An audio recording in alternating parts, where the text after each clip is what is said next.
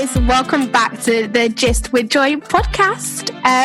So today I'm here with a guest that you've actually all met before, our YouTuber, my future makeup drugstore shopping place. I can't wait to start shopping for makeup at her house when she blows. You already know who it is. Eyitemmi. And I'm also here with my one and only white sister. And she's not my one and only. I've got other white sisters, but I've known this girl from day one of drama school, and not been able to get rid of her after since then, actually. Have we ever fallen out? We've never fallen out. We've never fallen out. Never. You can't be friends with white people. So she actually can take, she's taking my dramaticness for how many years? So, okay, so I'm going to let them introduce themselves. Say hi, girls. Hello, I'm Eleanor. Hi, I'm Eyitemmi, whichever. Cool. Okay, so today we're going to be talking about, I'm going to see if I can put a drum roll here, but if I can't put a drum roll when I'm editing this, but you guys can join me if you want to. Best drum roll ever. Right, let's do this. Today we're going to be talking about roommates. Thank you. We're going to talk about roommates. These guys are just laughing at me instead of actually helping me. It's okay. At least you guys came on here for free. So thank you. It's fine. So today we're going to be talking... We're laughing at you. Wow. Friends that support you. It's okay. So today we're going to talk about roommates, flatmates, whatever you want to call them. I've been watching Living Single since the second half of lockdown, and it sort of just gave me this idea to record this episode because I've deeped that. I've actually been through a lot in terms of living with people. If you guys know me, I've literally moved every single year because I seem to live with witches. Like, not everyone that I've lived with have been bad, but the first, so in my first year of uni, it was a good house. It was a good vibe. The second year of uni, I lived with Eleanor and some other person. And that was that, yeah. And in third year, I lived at Shay. Shout out to Shay. I loved him. It was really good. Like, this boy left the whole apartment to me, like, every weekend. And he always shopped at Marks and Spencer's. So, I had good food. And then when I got out of uni, my first year, shout out to Sasha. She was a really good flatmate. And I lived with some other people as well. And then in the I'm not even gonna break down my life. Just know I've lived with witches. I've lived with witches, and that's all there is to know. And you know what? That's really helped me grow as a person, as a human being. A lot of patience, because if it was... No, I'm not going to say anything rude. It's okay, because, it's fine. So I've got these girls here with me to discuss roommates. So girls, I'm going to list out different type of roommates. And I want you guys to let me know what type of roommate, which one do you think you are? So I did my research on Google, and Google gave me 10 types of roommates. So I want you guys to let me know which ones you think that you might possibly be. Okay? Cool. Okay, so we have the clean freak, the slob, the party animal, the ghost, the hermit, the overly attached roommate, the clitomaniac. Oh, the passive. It means he might not intentionally steal stuff, but things go missing all the time. The milk you just bought, gone. The leftovers you put your name on. What'd you say? I'd say I'm like the clean freak hermit. I've got two last ones. Sorry, the king of the castle and the perfect match. Oh, I'm perfect match. I do say so myself. Of course, I've been waiting for that because I'm not. Well, I like to stay in the house. I don't like going out, but definitely the perfect match because, duh. First of all, Eyitemmi thinks that she's the queen of everything. This girl gasses herself a bit too much, if I do say so myself. Who is going to do it for you? So, Life is amazing. Yeah. You're amazing. Live it. You've got to love yourself first. Exactly. True. I hear you. So you both think that you're the perfect match. Have you guys ever lived with anybody else on that list? Well, uni, first and second year, I lived by myself in a studio. I was like, nope, I'm not dealing with girl drama, because of course I didn't think that my parents would let me live with a guy. So I knew that if I was going to live with other people, or it would be just girls. So I kind of thought, you know what, I'm not really like the girl. I'm not a girl type. So let's just leave it. The first and second year, I lived by myself. Third year, third year, we moved. Well, I moved with like a couple of my friends. One is still one of my best friends to today. She's amazing. And then things were great. But when you live with people, you understand that you are actually different people coming together to kind of like, you know, if you force it, it's not working, just leave it. Don't try and make family from nothing. Just be roommates and leave it be. But that didn't happen. It went haywire. So yeah.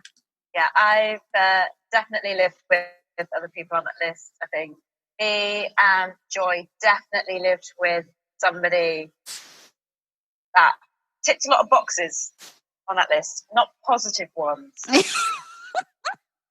And thank God that me and Joy had each other. No, it's a lot different when you have somebody else, isn't it? Yeah. Yeah, like I've experienced it. I've been on both sides where you had somebody else who actually at least like know what you're going through, and then there's the other side where it's like nobody gets it. And do you know what's worse? I feel like not even just with roommates, everyone can probably relate to this. Somebody that everybody thinks it's perfect and everybody thinks that they're really nice, but because you live with them or because you know them and you've seen a certain part of them, you know they're not that nice, you know that they're not this perfect, but everybody else doesn't see it. You see their dark side when you live with someone. That's exactly what I was saying. Like, you know, when you're just going to lectures with people, you're just going to lectures. You're not living with them every day.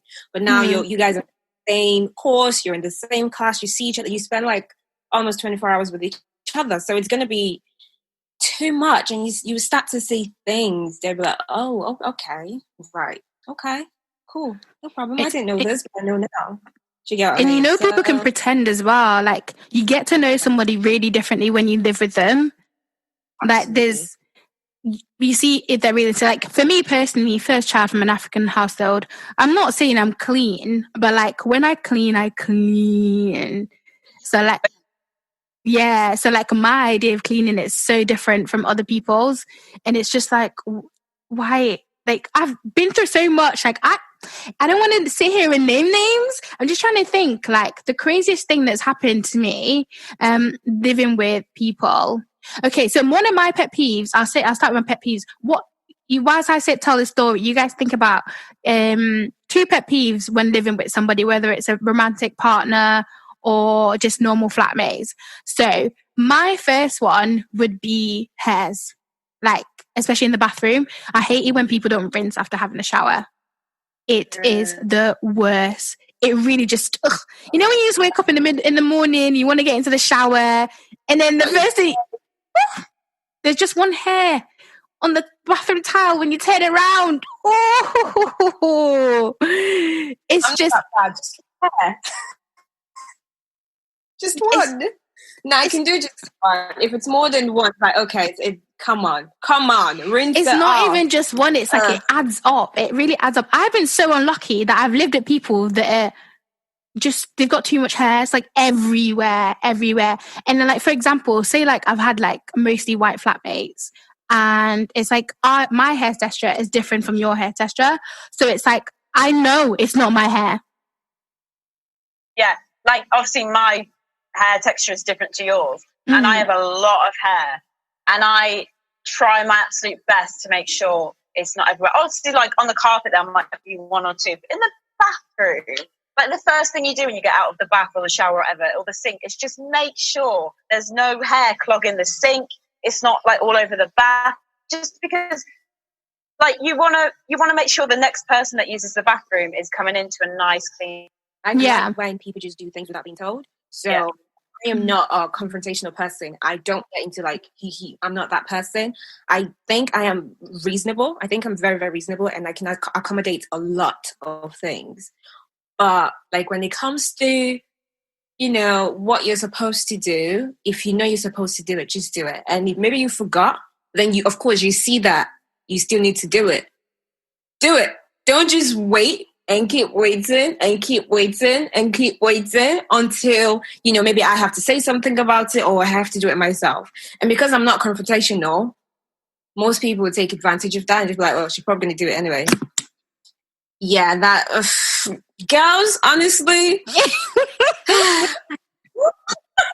No, I've learned the hard way, Timmy. You really do have to speak up. You have to speak up at some point because people take advantage. People really do take advantage. It gets to the point, like when me and Eleanor lived together, it got to a point where we felt like we were housemaids. Because you know where it's just like people expect you to do it. Yeah.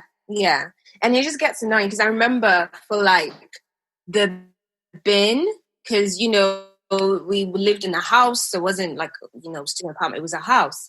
So it was 3-bedroom, cool, no problem. Like top up electricity. Heating is another problem. That one is another problem. Ooh. Oh, I swear. Like when you have 3 people in a house, you expect that, oh, okay, somebody in a type of way, try and understand. Do you understand? But at the same time, I feel like majority are thinking this way. So, and if you are the one that's being, whatever, I don't care, we're just going to do it this way, and you're not considering other people's side, you're driving wedge. And what I'm trying to say is that when we moved in, like I said, 3 of us, we all came from different backgrounds. Me, till today, if I'm at my parents' place, I live in my place now, but if I'm at my parents' place, I can turn on the heater and forget about it. Like, my house is always warm, every time. I don't need to fret.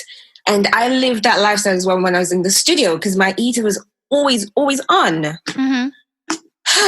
Strange when, you know, I was living with Miss and then Miss would, you know, no, we have to save up for some, you know, for winter days. I'm like, we're in December. How winter are you gonna get? Are you gonna get winter in May? We are in December. This is December. It's cold. But it was difficult. Like, even like you are, it's like, no, you know, at our place, we don't turn on the heater. We keep it this, we keep it that. I was like, yeah, but we're not at your place, love. Like, this is other people. Honestly. We're paying money for this. It's not just how you did it back home. It's about how 3 of us can make sure we, you know, we are comfortable in our own place. But that wasn't the case. And I think that started like a lot of, you know, wedge and whatever. Yeah, it just takes one thing, I think, one little misunderstanding, and then it escalates.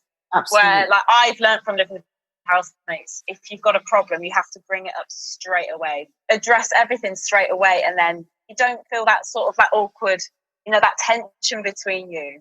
You know, and if it's heating, like if 3 people are living together and one person's cold, you put the heating on for a bit so that one person then gets warm and then you turn it off. It's about compromise, isn't it? The communication is key, I think, with everything in life, especially living with people who you're not used to. That was like compromising me. I remember, I know it's hurting me. It's still hurting me.